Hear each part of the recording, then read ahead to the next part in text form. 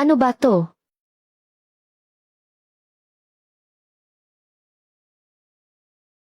Ito yung gintong dagat na sinabi ni Lolo noon.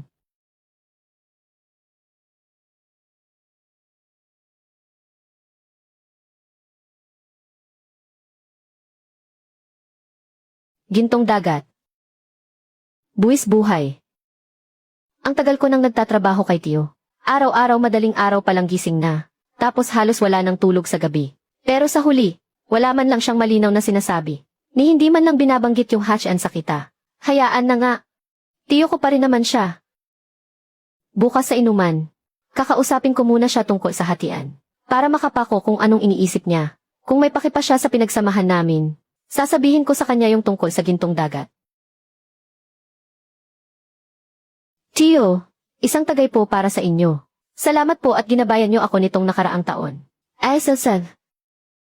Tiyo, ano po kasi? Mahigit 1 taon na po. Maganda naman po ang naging kita ng mga barko natin, di ba? Paano po kaya yung sa hatian natin?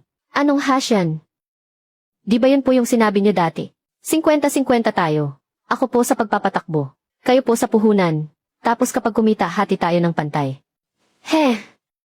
Sira ba yung ulo mo? Ako ang naglabas ng pera pambili ng barko. Ako ang naghanap ng mga kliyente. Hamak na trabahador lang kita. Kung wala ako, ni hindi ka makakatuntong sa dagat. Pero kayo po mismo ang nangako. Na 50-50 tayo. Binuhos ko po lahat ng ipon ko. Pinuhunan ko lahat dito. Pati yung retirement money ng mga magulang ko. Anong mabibili ng barya-baryang inambag mo? Ha! Ako ang umupa sa pantalan. Ano bang naiambag mo? Puro lakas lang naman ng katawan. Magkano ba sa tingin mo ang halaga ng pagpapawis mo? Kunin mo na itong 20,000 bilang bayad sa pagod mo. Wala nang idadagdag dyan. Tito, hindi naman ganyan ang usapan natin nung una. Pakinggan mo ako. Akin ang pantalan na ito. At yung mga kliyente, ako lang ang kilala nila, ako si Chendijen. Simula ngayong araw, sipa ka na sa negosyo. Tingnan nga natin. Kung wala ako, paano ka mabubuhay sa karagatang ito?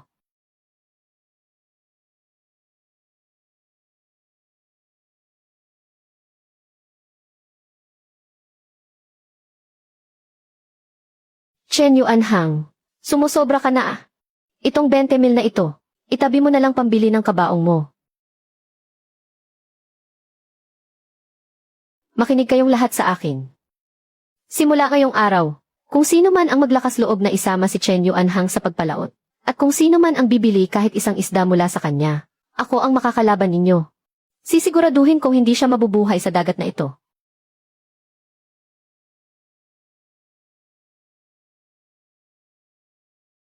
Andyan na pala si Yuanhang. Nakuha mo ba ang parte mo? Hindi ka naman siguro nilamangan ng tito mo ano. Naitay, 1 taon akong nagpakapagod. Pero 20,000 lang ang ibinigay ni tito bilang bayad sa pagod ko. At sinipa pa niya ako sa negosyo. Ang kapal ng mukha niya. Pupuntahan ko siya para magkaalaman. Aray ah. Tay, nay.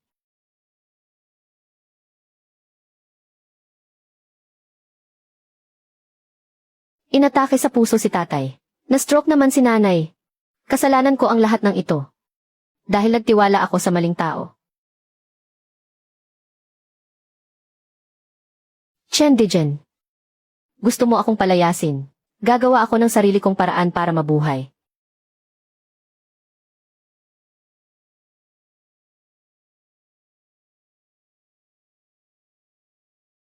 Lumayas ka rito. Hindi ka tanggap dito. Sabi ni Mang Dijen, kung sino man ang tumulong sa iyo ay naghahanap na ng sariling kabaong. Ang kapal ng mukha mong magpakita pa.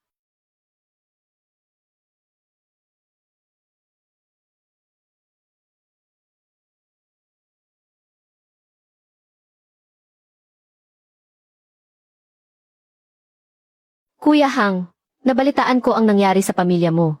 Si Chen Dijen. Hayop talaga ang ugali. Binzi, sumama ka na sa akin. May alam akong lugar kung saan tayo pwedeng bumangon. Pero nakikita mo naman, itong bangka ko, 3 milya palang hirap ng umandar. Saka, wala tayong permit, hindi rin tayo makakapalaot. Matagal ko nang inasikaso ang permit. Legal ito at pasok sa patakaran. Kapag naayos na ang bangka pwede na tayong pumalaot. Sumugal na tayo. Kapag nanalo tayo, makukuha na natin ang lahat. Wala naman tayong ikalulugi kapag natalo. CJ, gawin na natin.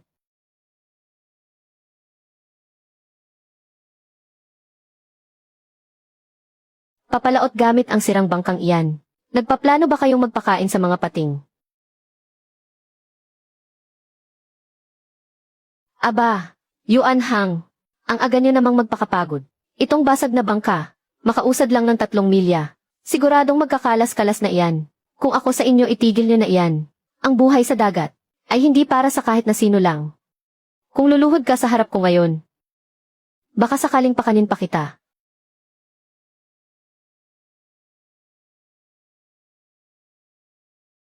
Boss Jen, gusto niyo bang? Huwag na. Sa bulok na bangkang iyan, siguradong pataba lang sila sa mga isda. Tara na matulog na tayo.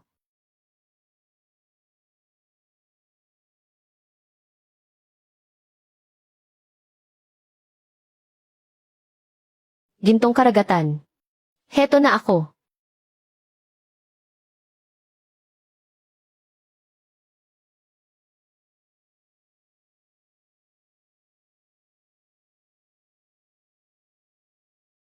Kuya Hang, hindi na natin kaya. Masisira na ang bangka. Bumalik na tayo. Parang awa mo na.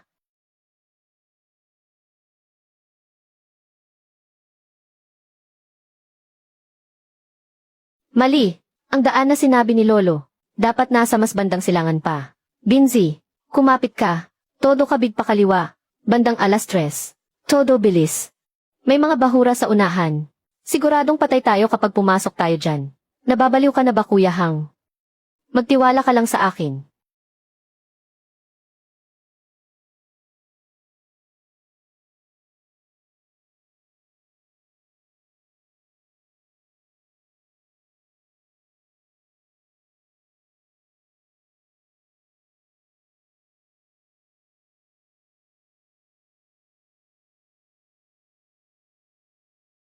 Sampung metro. 5 metro.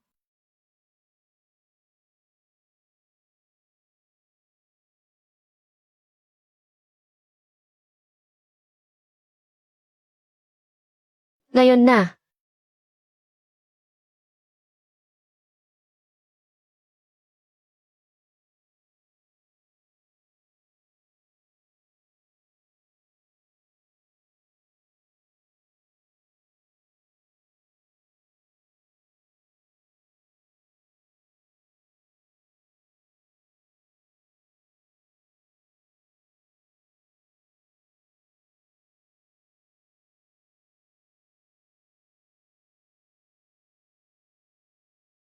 Kuya Hang.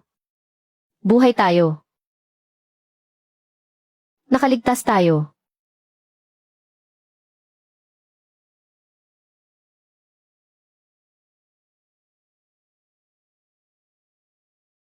Nandito na tayo. Dito na iyon. Kuya Hang, ang tahimik naman masyado ng lugar na ito. May isda ba talaga rito? Malalaman lang natin kapag sinubukan. Ihulog ang lambat.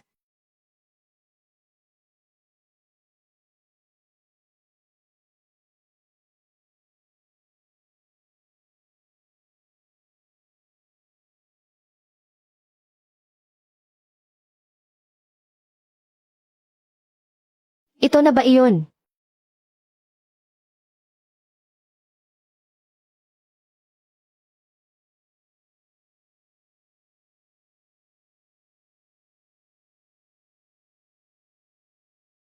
Kuya Hang, paano kaya? Lumipat na lang tayo ng pwesto.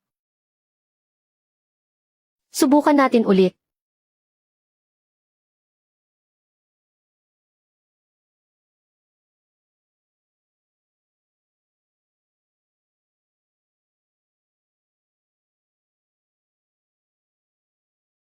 Kuya Hang, 3 beses na nating sinubukan. Bakit wala pa rin tayong huli?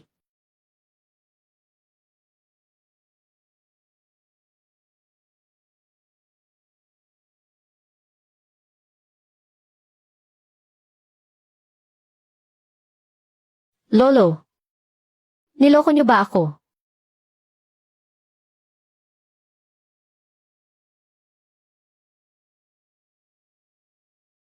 Kuya Hang, paubos na talaga ang krudo natin. Kung hindi pa tayo gagawa ng paraan para makauwi, pareho tayong mamatay dito. Sumuko na lang kaya tayo. Wala namang kahit ano sa pesting lugar na ito.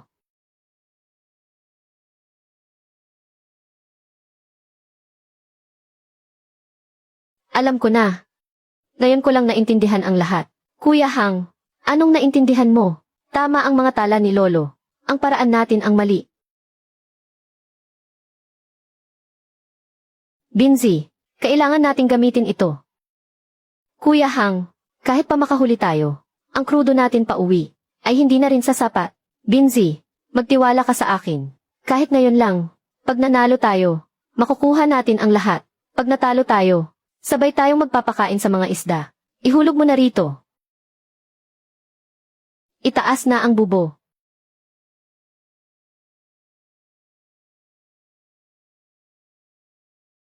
Kuya Hang, sumabit sa ilalim. Naipit sa mga bato ang bubo. Hindi iyan sumabit. Masyado lang mabigat ang huli.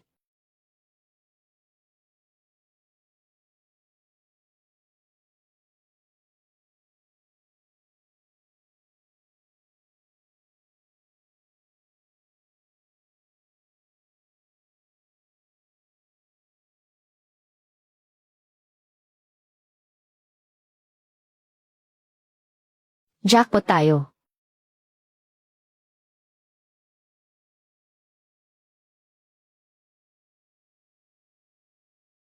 Kuya Hang, pero sa dami ng mga dekalidad na huling ito, paano natin ibebenta ito? Kung babalik tayo sa baryo, siguradong hindi tayo titigilan ni Chen Dejen. Pupunta tayo sa syudad ng Donghai. Kuya Hang, ang bulok nating bangka, kakayanin kaya hanggang doon? Kaya yan. Lahat ng natitirang bubo, itapon mo lahat sa dagat. Pupunta tayo sa Donghai City.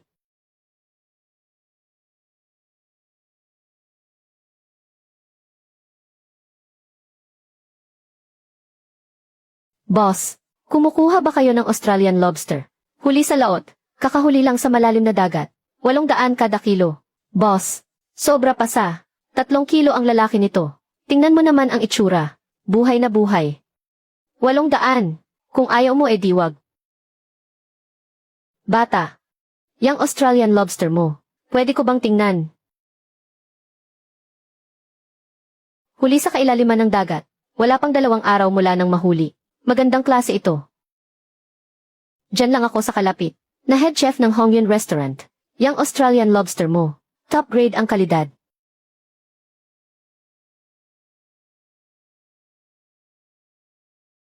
Kukunin ko ng 1,300, 1,400, 1,450, 1,500. Bata, wag na nating sayangin ang oras. Kukunin ko na lahat. CJ, Chef Zhang, sama ka sa bangka ko para makita mo.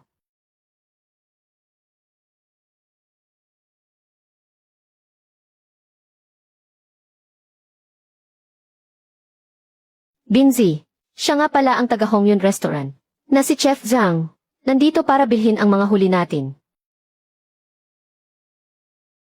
Hala, ang dami naman ito, puro ganito kalalaki. Diyos ko, bata, sinimot niyo ba ang buong kaharian? Ng Diyos ng karagatan, tatawag na ako ng mga magbubuhat. Hoy, tumawag ka ng ilang tao rito. 2 kilo at 4 na guhit. 3 kilo at 1 guhit. Ang kabuuan ay 213,000 piso. Tol, ibigay mo sa akin ang account number mo. Ita-transfer ko na sa iyo ngayon din.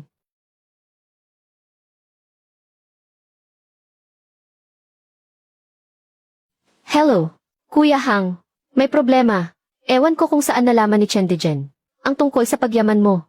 Ngayon ay may dala siyang mga tao at nag-aabang sa pantalan ng nayon natin. Sabi niya sa susunod na bumalik ka, kukunin niya pati ang bangka mo at hindi ka na makakaalis. Kuya Hang, paano na tayo ngayon? Hindi naman pwedeng hindi tayo bumalik, diba? Babalik. Babalik sa maliit na nayon na iyon. Para lang tapak-tapakan niya ulit tayo. Binzi, mula ngayon, hindi na tayo babalik. Dito, ang bagong simula natin. Chef Zhang, Gusto ko sanang makipag-usap sa inyo para sa isang long-term na partnership. Long-term na partnership? Paanong klaseng partnership yan?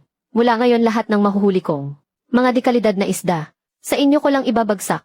Sa Hongyun Restaurant, gusto kong maging exclusive supplier ninyo rito sa Donghai City. Exclusive. Xiao Chen, ang laki naman ng ambisyon mo. Bakit naman ako maniniwala na kaya mo laging mag-supply sa akin ng ganito kagandang klaseng mga isda? Dahil matapang akong pumalaot sa dagat na hindi kayang puntahan ng iba. Nakakakuha ka pala ng mga huling hindi makuha ng iba. Yayaman ka na niyan, bata. Ano?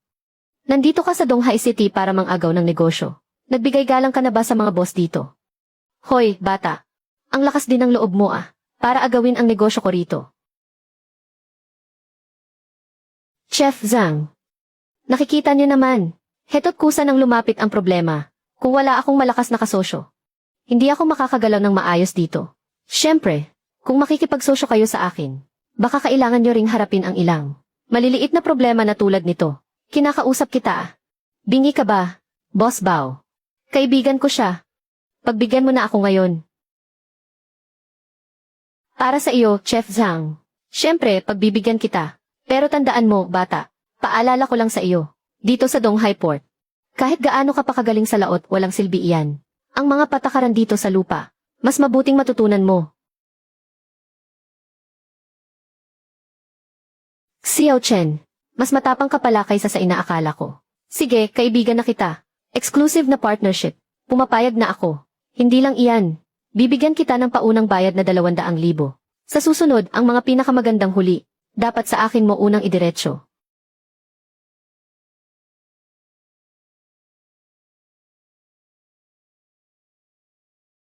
Chen Dijen, akala mo ba noong pinalayas mo ako, hindi na ako makakabangon? Pues, ngayon, ipapakita ko sa iyo. Ang kalaban na ikaw mismo ang lumikha.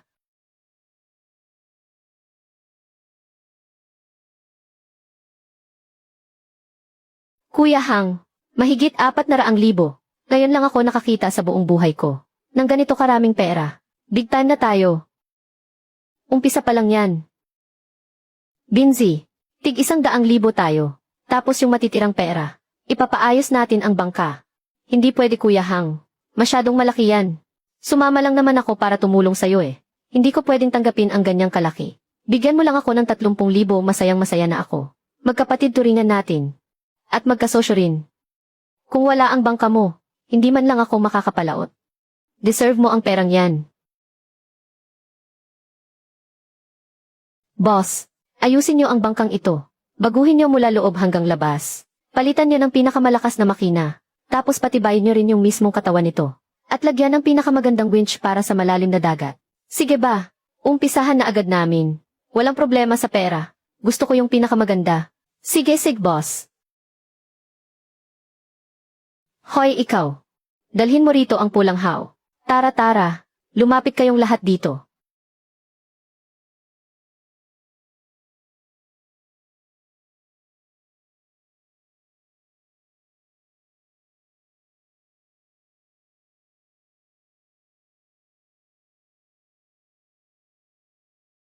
Kuya Hang, ito pa rin ba yung luma nating bangka? Mukha na siyang halimaw na gawa sa bakal. Binzi, maghanda ka na. Bukas ay susubok tayong muli. Sige ba?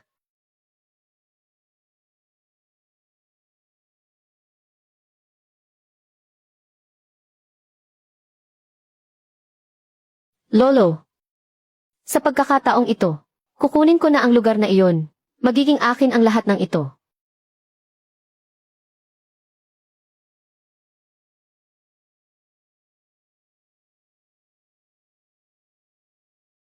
Kuya Hang, halos apaw na sa dami Sa bayaheng to, siguradong tiba-tiba tayo pag uwi natin. Binzi, iahon mo na yung huling bitag natin. Tapos uwian na.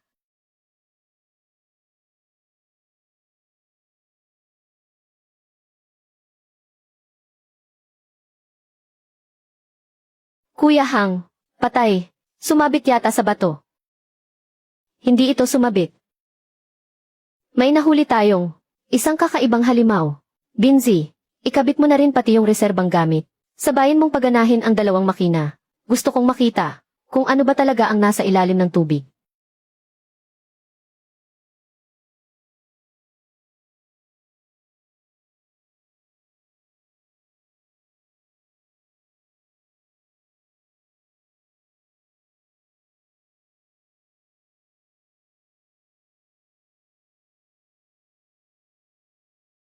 Ito yung nasa mga tala ni Lolo. Yung sa mga alamat lang daw nakikita. Ang King Lobster. Binzi, ahon natin yan.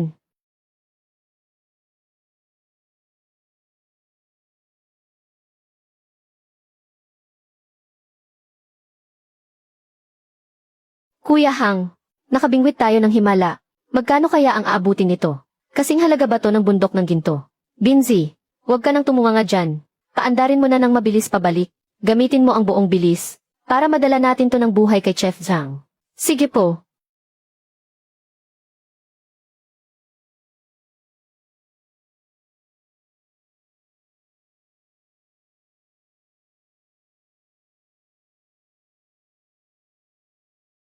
Bagalan mo. Teka, si Boss Bao yan. Pinalibutan niya tayo ng 3 barko. Hoy mga bata, mukhang jackpot kayo ngayon ah. Yung mga huli, iwan niyo sa akin. Kayo naman, pwede nang lumayas.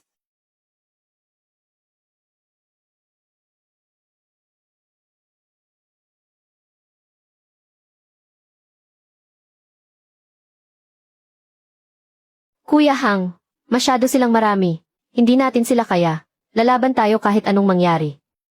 Ang karga ng barkong ito ay mas mahalaga pa kaysa sa buhay natin. Yung asul na lobster, gusto ko buhay yan.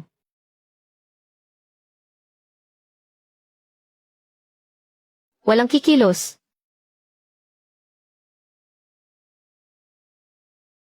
Boss Bao, kung magkano ang halaga nito, mas alam mo pa sa akin. Pero subukan lang ng isa sa inyo na agawin ito. Unang hiwa ko pa lang, papatayin ko na ito. Akong si Chen Yuanhang ngayon, kung hindi ko maiuwi ang kargang ito, wala ka ring makukuhang kahit isang kusing. Wala na akong pakialam. Magkamatayan na tayo ngayon.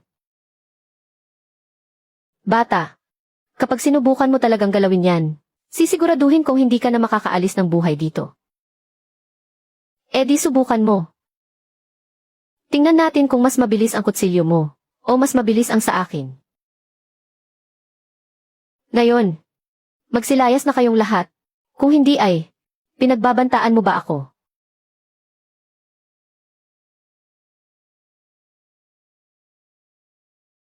Bao, sumusobra ka na ah. Pati karga ko sinusubukan mong galawin. Chef Zhang, misunderstanding lang ito. Puro misunderstanding lang. Nagbibiro lang naman ako dito sa bata. Bibigyan kita ng 3 minuto. Bitbitin mo ang mga tauhan mo. At maglaho kayo sa paningin ko.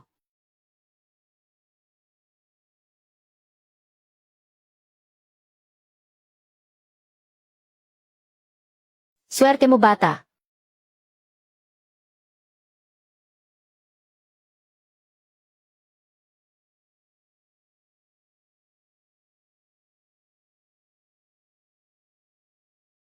Chef Zhang, salamat sa tulong niyo ngayon. Wala yun.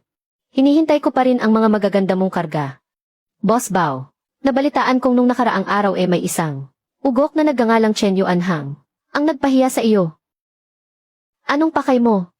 Huwag kang mag-isip ng masama, Boss Bao. Ang ugok na iyon ay mortal na kaaway ng boss namin. Nandito lang ako para magtanong-tanong kung paano siya sinuwerte ng ganun. Sinuwerte ka mo. Kasangganan niya ngayon sa Hongyun Restaurant. At utol na ang turingan nila ni Chef Zhang. Nung nakaraang araw lang nakahuli siya ng sikat na Australian Lobster King. At naibenta niya ito ng mahigit 1 milyon.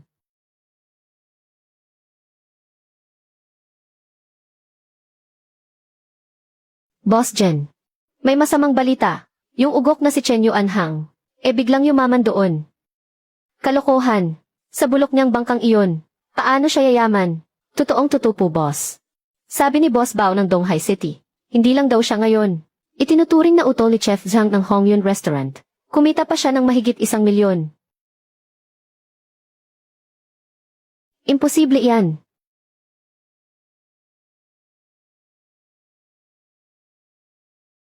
Donghai City. Hongyun Restaurant. Ihanda ang sasakyan. Pupunta tayo ng Donghai City.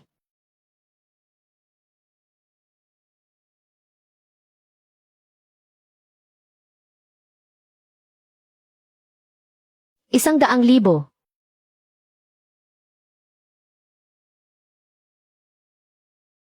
Hindi kita kilala. Hindi mo na kailangang makilala pa ako. Ang kailangan mo lang malaman ay mayroon tayong iisang kalaban. Siya ay si Chen Yuanhang. May backup ang ugok na iyon. Si Chef Zhang ng Hongyun Restaurant. Hindi ko siya magagalaw. Sino bang nagsabing gagalawin natin siya? Hindi natin siya gagalawin. Sisiguraduhin kong dito sa Donghai City. Kahit isang isda wala siyang maibibenta. Hindi ba sinabi mo na napaka-misteryoso ng lugar kung saan siya nangingisda? Ikaw, humanap ka ng tao para magpakalat ng chismis sa palengke. Sabihin mo, yung dagat na yun, dating isang industrial zone. Kapag nagawa mo yan, bibigyan pa kita ng 200,000. Deal.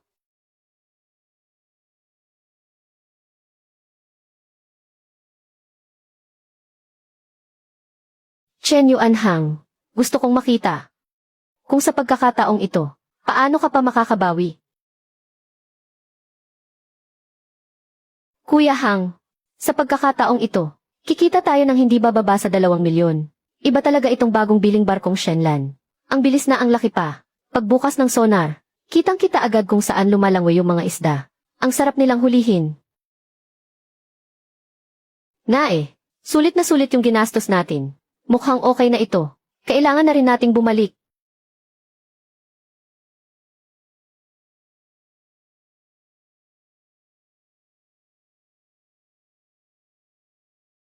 Head Chef Zhang, anong nangyari? Chen, may masamang nangyari. Nitong nakaraang 2 araw sa palengke, may biglang kumalat na balita. Polluted daw yung dagat kung saan ka nangingisda. Sinong nagpakalat niyan? Hindi ko alam kung saan nagsimula. Pero ngayon ang buong palengke ay pinag-uusapan na ito. May ilang mga boss na kukuha sana ng supply sa akin. Ang nagkansela ng mga order nila.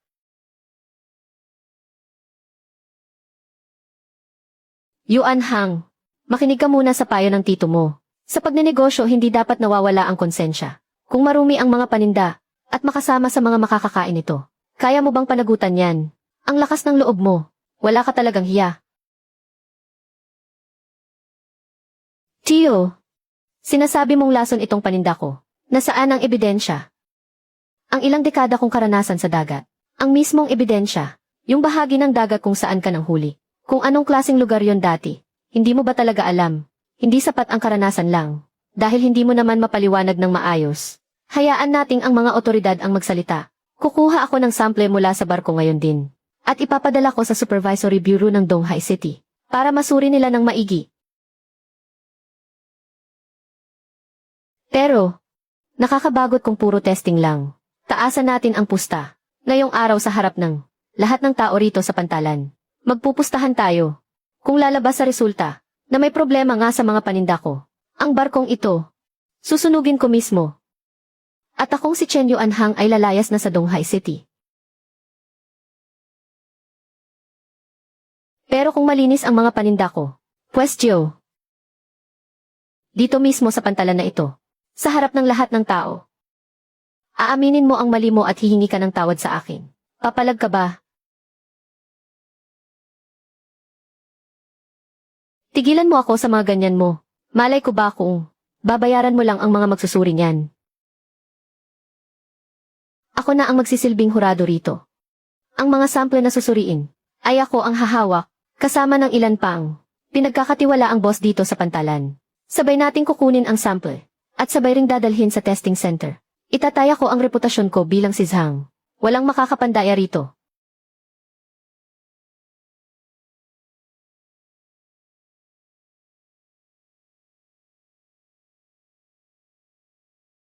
Habang wala pa ang resulta, ang kargamentong ito, Sa Hongyun restaurant ko muna iuwi at itatago. Kung malinis ang lalabas sa resulta, bibilhin ko ang buong batch na ito.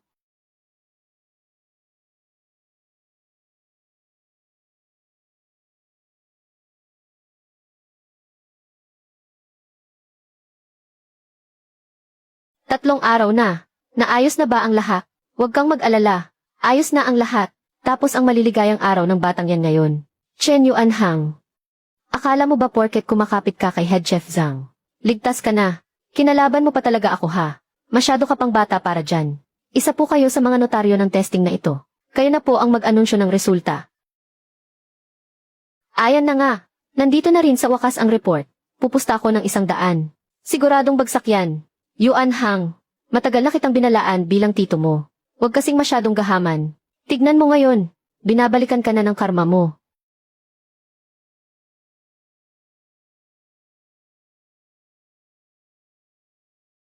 Konklusyon ng test. Ang mga pinadalang sample ay idineklarang bagsak sa kalidad.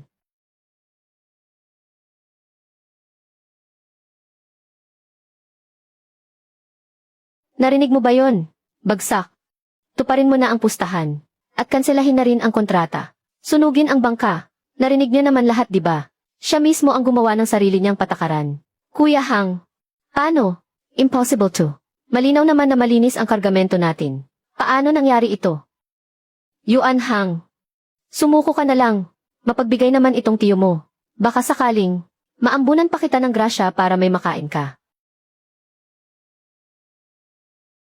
Teka lang.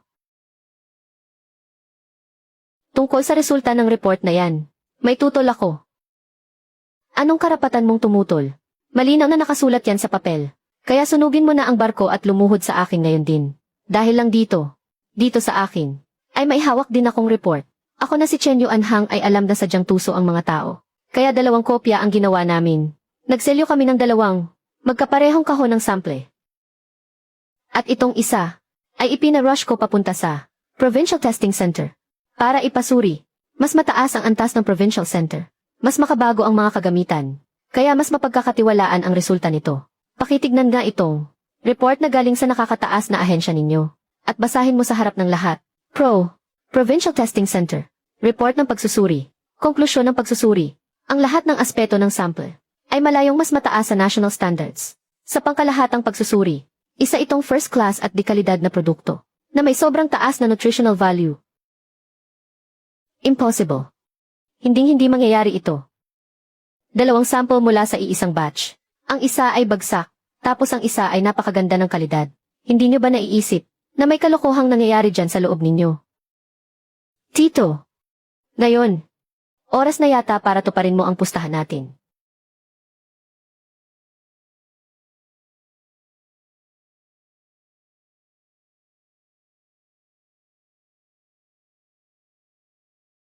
Chen Dijen. Tanggapin mo ang pagkatalo.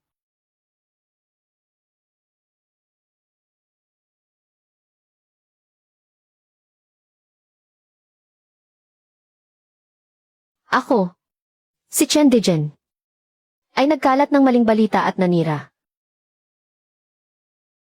Humihingi ako ng tawad kay Chen Yuanhang.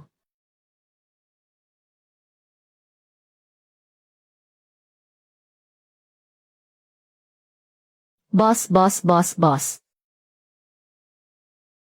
Chen, para sa Yuehai Restaurant, sa susunod na dating ng mga kargamento, tiran mo naman kami kahit konti. Madali tayong kausap sa presyo. Magbabayad ng malaki ang si Haiju. Boss Chen, pansinin mo naman kami. Lao Wang, ipagkalat mo ang balitang ito para sa akin. Kung sino man ang maglakas loob na kukuha ng kargamento ni Chen Yuanhang, ay kinakalaban ka, pati na ang buong bagsakan sa Donghai City. Huwag natin silang palalampasin. Ikalat mo ang mensaheng ito. Sabihin mong nagyayabang si Chen Yuanhang dahil may backer siya, at gusto niyang putulin ang kabuhayan natin. Boss Hang, kanino natin unang i-deliver ang mga bagong kargamento ngayon? Unahin kong tawagan ang boss ng Yuehai Restaurant.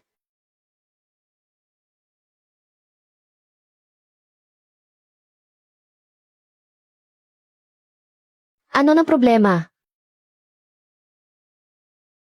Ang labo ah. Bakit hindi niya sinasagot ang tawag ko?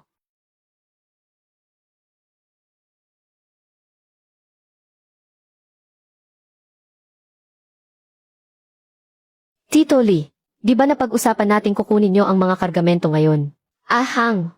Umalis ka na muna rito. Nagsabuatan sina Chen Dejen at Big Head Wang.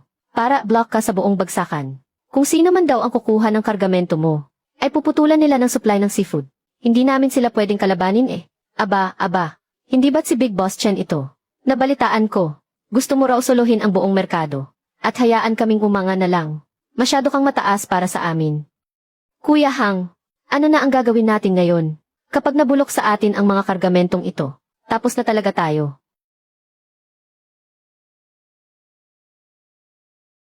Boss Zhang, maihihilingin sana akong pabor.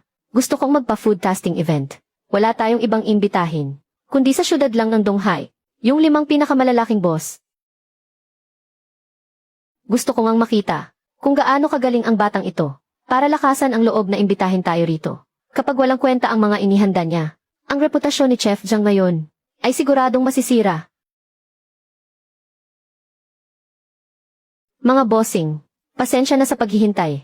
Wala tayong ibang gagawin ngayon, kundi ang patikimin kayo ng mga sariwang huli. Ito nga pala, ang utol kong si Chen Yuan Hang.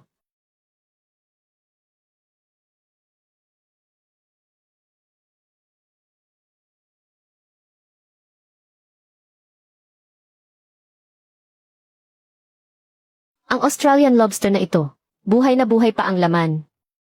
Mga bossing, ang diskarte sa pangingisda ng utol kong si Hang, at ang teknolohiya niya sa pag-imbak, ay kayang siguraduhin na sa unang kagat nyo ng seafood, ay pananatilihin nito ang lasang galing talaga sa dagat, na nasa pinakasariwang kalagayan nito.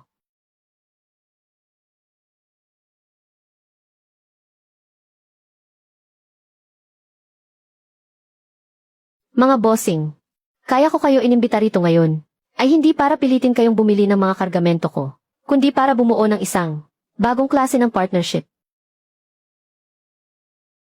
Gusto kong magtayo ng isang Deep Blue VIP Club. Kayo lang ang makikinabang sa mga nahuli kong pinakamataas at pinakasariwang kalidad. Priority sa pagbili. Lalaktawan ang lahat ng midleman. Diretsong ay de-deliver sa inyong mga kusina. Pero itong club na ito, sa unang batch, 2 miyembro lang ang kukunin ko.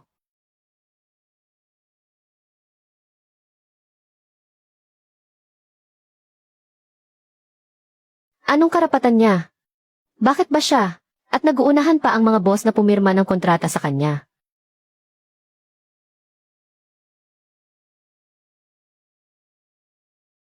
Halika rito. Kung hindi natin siya kaya sa palengke. Yung bangka niya ang tirahin natin. Hindi ba't umaasa lang naman siya sa bangkang iyon? At sa misteryosong lugar na pangisdaan niya. Sisiguraduhin kung may bangka man siya ay hindi siya makakapalaot. Boss Jen, ang ibig mong sabihin, maghanap ng 2 tao na malinis gumalaw. Para asikasuhin sa gabi. Yung pinakamamahal niyang bangka. Huwag kayong gagawa ng ingay. Basagin niyo ang sonar sa ilalim ng bangka niya. At putulin niyo ang aerator pump ng tangke. Masusunod po. Sabi ni Boss Jen, ang sonar at ang aerator.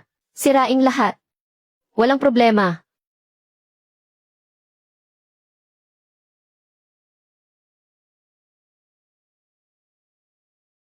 Ayos na ang isa. Ikaw nang bahala sa sonar.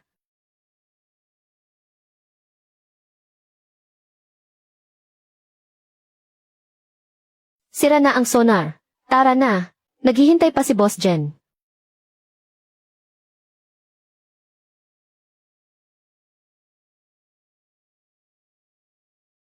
Kuya Hang, bakit parang nakatagilid ang bangka? Patay. May mali rito.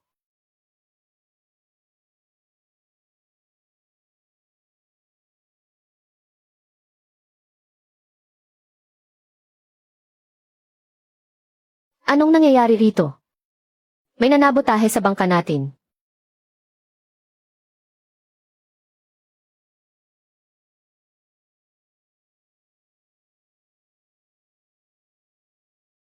Sino bang may gawa nito?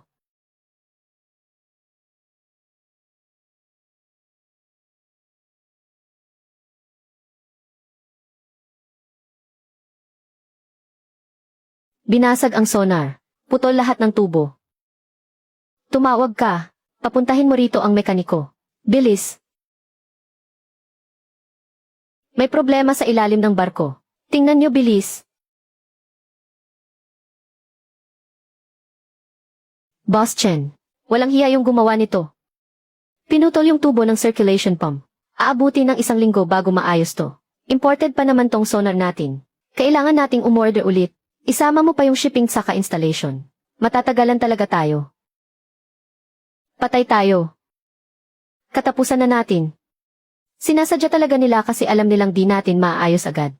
Para di tayo makadeliver on time.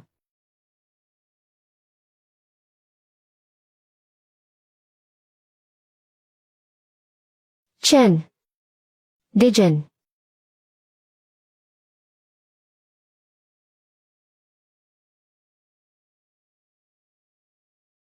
Boss Hang. May pinirmahan tayong kontrata sa mga kliyente natin. Anong gagawin natin ngayon?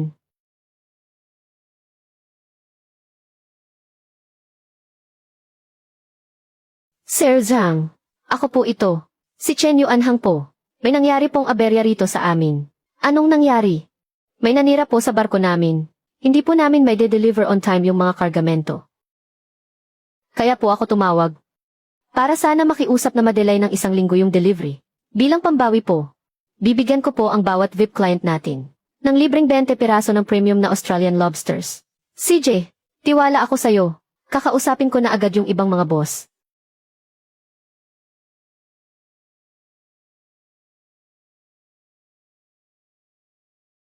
Nakita niyo ba yun? Yung pinakamamahal na barko ni Chen Yuanhang. Basura na ngayon.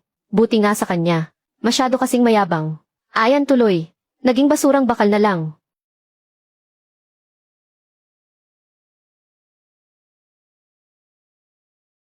Boss Hang.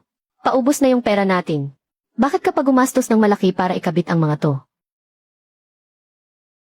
Di ba sinisira lang nila tayo? Hayaan mo siyang magpakitang gilas. Hayaan mo siyang magpasikat.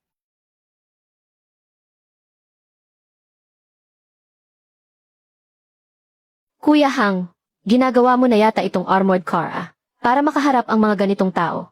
Kailangan mas matigas ka pa sa kanila.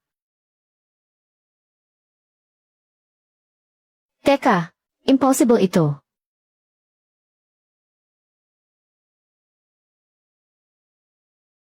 Hindi siya nabangkarote. Ginawa pa niyang parang bakal na pagong ang barko niya. Boss Jen, ano nang gagawin natin ngayon? Dalhin niyo ako dun para makita ko. Hindi natin siya kaya sa patagong laban. Idadaan natin sa harap-harapan. Tawagin mo ang mga bata at pumalaot tayo. Boss Jen, ang ibig mong sabihin, walang batas-batas pagdating sa gitna ng dagat. Sundan niyo siya ng maigi. Pagdating natin sa malalim na bahagi ng laot, palibutan niyo ang barko niya. Banggain niyo hanggang sa lumubog.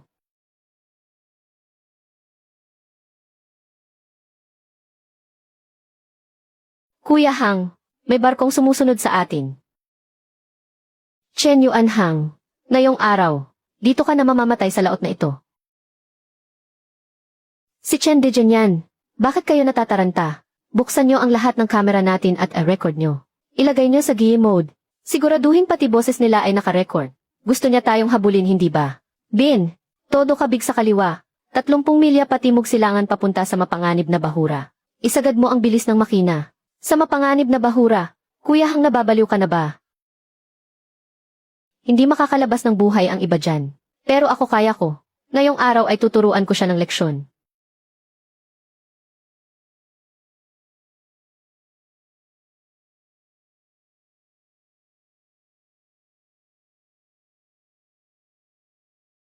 Kumapit kayong maigi. Ngayon pa lang magsisimula ang totoong palabas.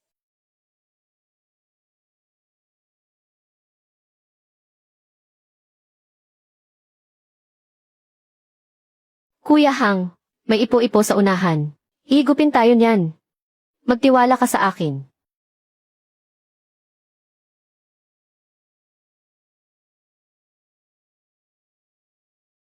Kuya Hang, may 2 malaking bato sa unahan. Masyadong makitid ang daanan. Hindi tayo kasya. Bawasan ng kalahati ang bilis. Kanan ng 5 degree. Lulusot tayo dyan. Boss Jen. Hindi pwede. Hindi makasabay ang bangka natin. Mga walang kwenta. Habulin nyo.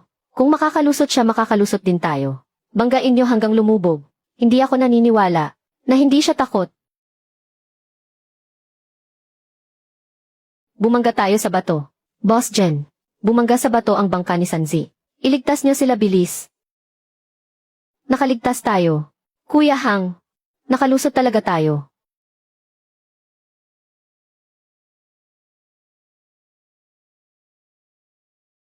Ang matibay na ebidensya. Nakuha na natin.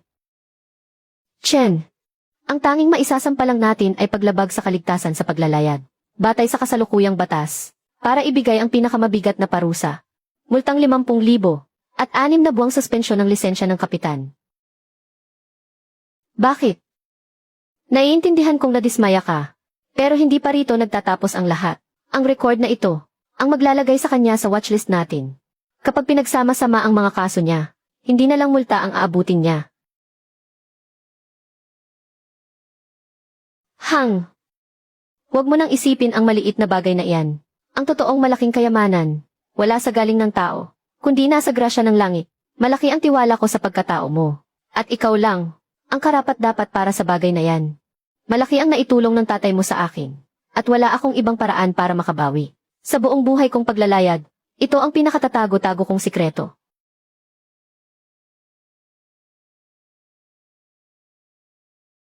Tio Jiu, ano ito? Ilang dekada na ang nakalipas. May isang cargo ship na nagdadala ng bakal. Ang lumubog doon, at naging isang malaking artificial reef. Doon lumaki ang hari ng mga hipon. Tio Jiu, itong napakalaking regalo, tinatanggap ko na. Ahang. Kaya ibigay sa'yo ng dagat ang lahat, at kaya rin itong bawiin ang lahat. Mag-iingat ka palagi.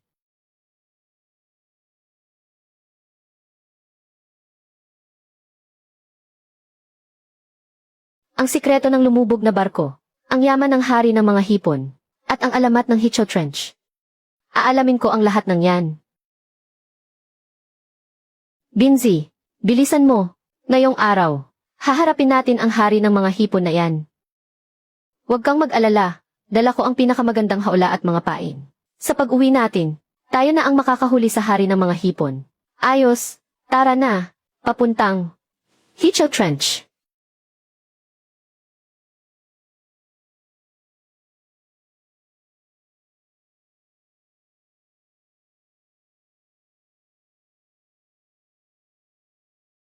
Kuya Hang, bakit anong meron? Ang kulay ng langit, medyo kakaiba. Kapag namula ang langit, may paparating na malakas na bagyo. Lumilipad papunta sa lupa ang mga ibon. May paparating na malaking sakuna.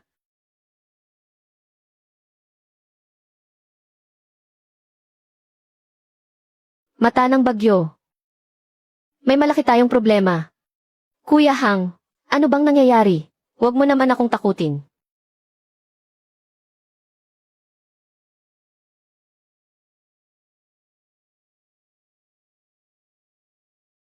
Bin, huwag kang matakot.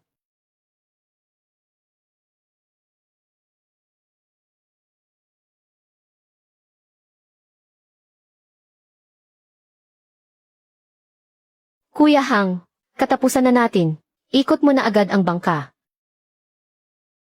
Kapag umikot tayo ngayon, agad na tataob ang bangka. Wala na tayong atrasan.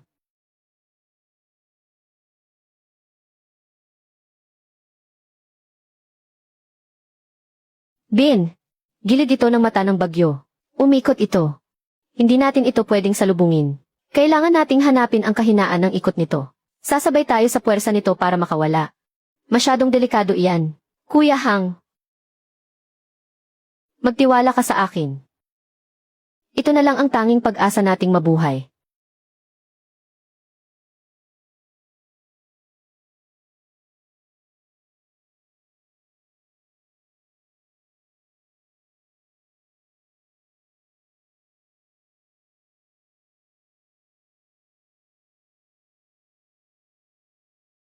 Balita mula sa aming himpilan. Ayon sa ulat mula sa Emergency Management Department, hating gabi kahapon, Isang bangkang pangisda na mailulan na 12 tao. Sa silaang bahagi ng karagatan ng ating probinsya, biglang nakaranas ng kakaiba at matinding hagupit ng alon at bagyo. May masamang nangyari, sabi sa balita. Ang Deep Blue Uno ni Chen Yuanhang. Nawala ng komunikasyon sa laot. Nawawala. Maayos naman sila ng pumalaot kahapon ah. Ang sabi hahanapin daw nila yung hari ng mga hipon. Ang batang iyon talaga. Masyado kasing gahaman. Sadyang mapusok dahil bata pa.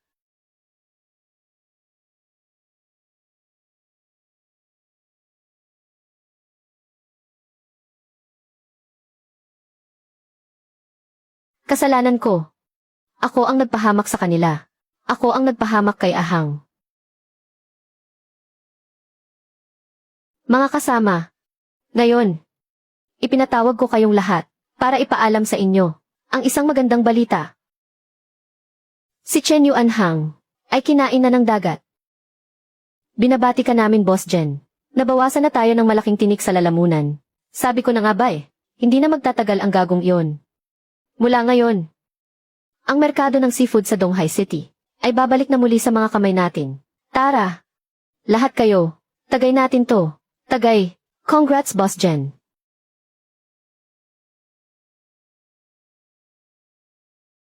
Boss Jen, may magandang balita. Ang Search and Rescue Team ng Coast Guard ay naglabas na ng anunsyo na doon daw sa Maihicho Trench. Natagpuan na ang mga piraso ng Deep Blue No. 1. Formal na nilang itinigil ang paghahanap. Ayos. Bilisan mo at iparating ang balitang ito sa mga magulang ni Chen Yuanhang. Gusto kong personal na pumunta sa kanyang burol.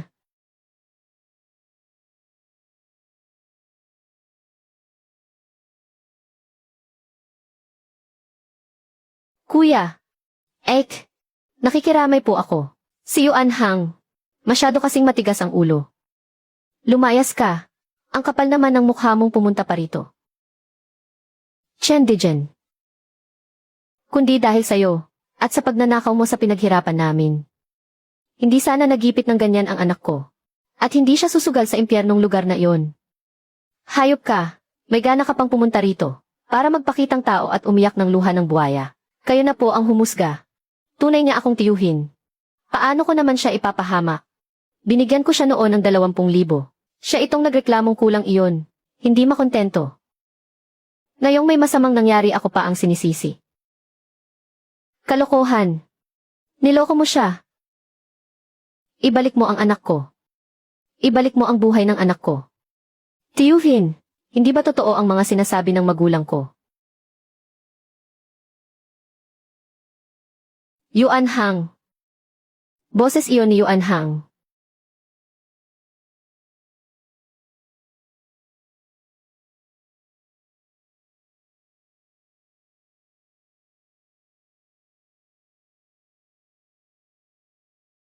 Anak ko. Hindi ka. Talagang hindi ka nga.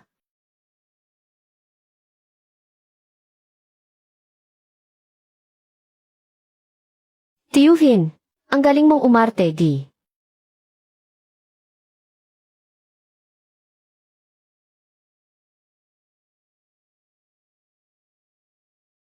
Ahang, patawarin mo ako. Nakakahiya ako sa yumaong lolo mo. Siya ang may gawa. Siya ang pumilit sa akin. Ginamit niya ang perang pampagamot ng apo ko para pilitin ako. Para ibigay sa iyo ang peking mapa ng dagat na iyon. Gusto ka talaga niyang itulak sa kapahamakan. Hindi ako. Wala akong kinalaman dyan. Siya lang talaga itong sakim. Mga kababayan at kapitbahay. Tama ang sinabi ng tiyuhin ko. Ako nga itong nagkusang pumunta sa kapahamakan. Sinadya niyang tiyempuhan ang masamang panahon. At ginamit din niya ang pagiging gahaman ko. Gusto niyang gamitin ang kalikasan.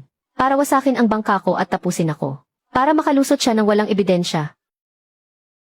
Tiyuhin, di ba iyak ka ng iyak kanina? Ngayong nakita mong buhay akong nakabalik, bakit parang takot na takot ka yata?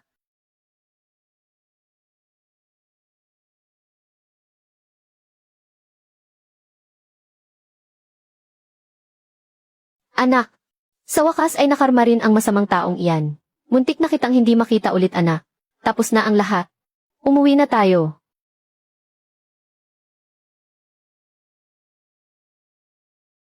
Yung tungkol kay Lao Jen. May hatol na. Tangkang pagpatay.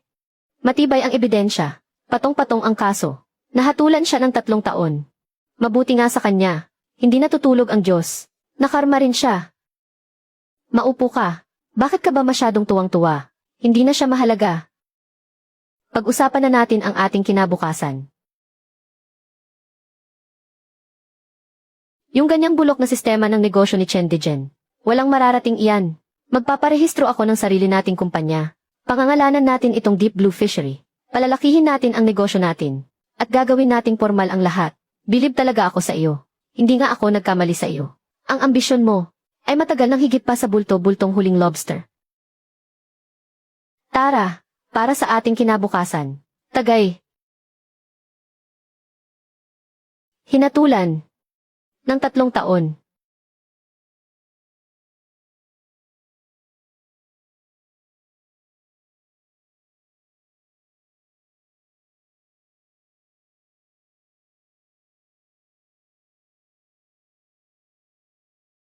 Yuan Hang. Pasensya na at binigo ka ni Tito.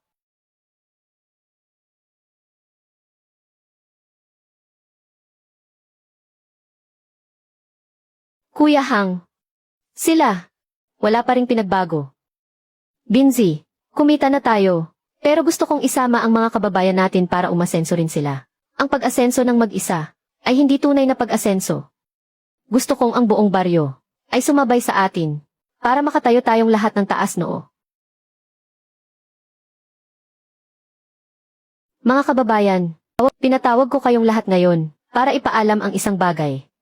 Akong si Chen Yuan Hang ay pangunahan ang pagbuo ng isang kooperatiba ng mga mangingisda sa Donghai Village.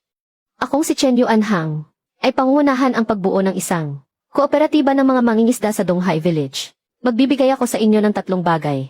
Una, papalitan ko ng libre ng mga bubo para sa hipon na kapareho ng gamit ng aming mga bangka. At ituturo ko ang paraan ng paghuli ng mga Australian lobster nang walang itinatago sa inyong lahat.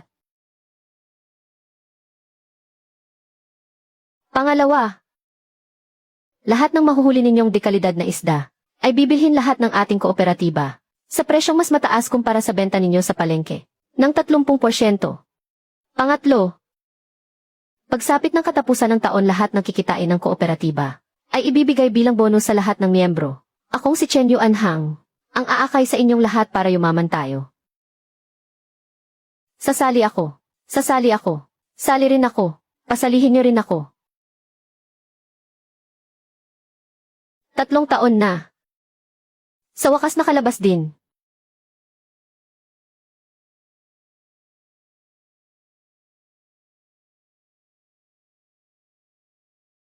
Ang malas naman. Bakit nakalabas pa ang matandang iyan? Lumayo kayo sa kanya. Baka mahawa pa kayo ng malas.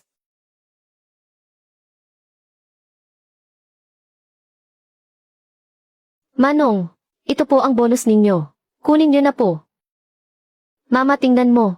Namimigay ng pera si Papa.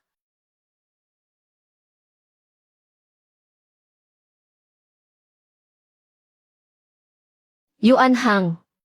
Alam kong wala na akong mukhang maihaharap sa iyo. Pero wala na akong mapupuntahan. Pwede mo ba akong bigyan ng kahit anong trabaho para lang may makain? Gagawin ko kahit ano. Hindi ako takot sa hirap. Yung mga nangyari noon, hindi ko makakalimutan. Pero, akong si Chen Yuan Hang ay hindi marunong managad ng kapwa. Tio, simula ngayong araw, pwede kayong pumunta sa bodega ng kooperatiba para magbantay doon. Libre na ang pagkain at tirahan nyo.